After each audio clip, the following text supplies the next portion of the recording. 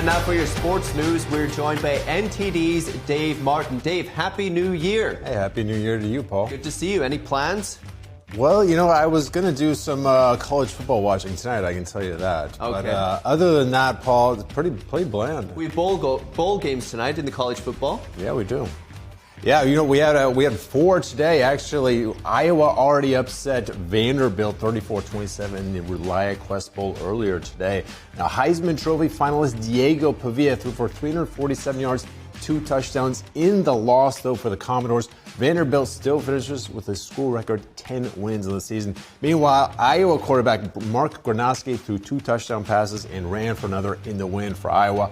Hawkeyes finished 9-4. That's the 11th time Iowa coach Kirk Ferentz has led his team to at least 9 wins in a season. Now, elsewhere today, surprise ACC champion Duke beat Arizona State 42-39 in the Sun Bowl. Blue Devils scored the go-ahead touchdown with 2:10 left in the game for the win. We got 2 games in progress, though both are very late in the game. Michigan versus Texas in the Citrus Bowl, really the most anticipated bowl matchup of the day. Wolverines lead 41-27 late in the fourth quarter in that one. Now, the other one still going on, the Las Vegas Bowl. Utah leads Nebraska 44-22 there late in the fourth quarter. Looks like Utah is going to win that one. In the Cotton Bowl, we have Miami playing the defending champions Ohio State. Who's your pick? Well, my pick is Miami, but that's not the big pick, though. You know, Ohio State is actually 8.5-point favorites tonight. They're the defending champs, right? Now, their only loss of the season was their last loss. Ohio State, Indiana in the Big Ten title game. I will say, though, they did not have the most challenging schedule. You know, they avoided Oregon, USC, and Iowa in the Big Ten. They did get wins over ranked teams like Texas, Illinois, and Michigan, though, so I'll grant that. Miami, meanwhile, comes in after that impressive win against Texas A&M in the first round.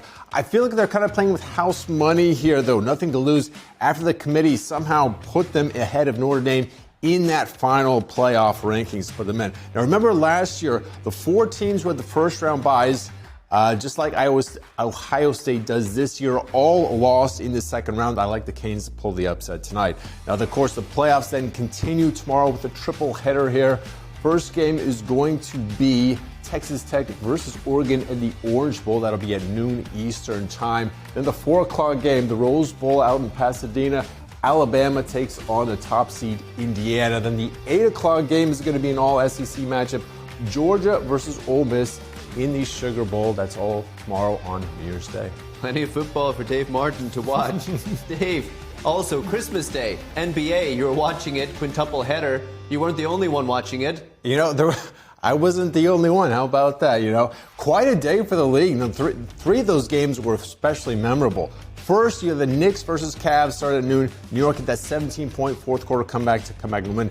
That averaged 6.4 million viewers. It was making it the highest watched Christmas Day game ever in that noon slot there, noon Eastern time slot.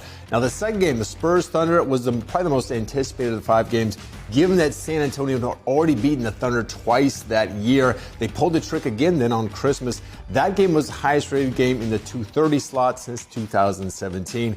Meanwhile, you had Dallas Golden State was the third game. That was the most watched in the 5:30 slot since 2019. Now, we capped off the night Nikola Jokic's 56-point triple hitter against Minnesota.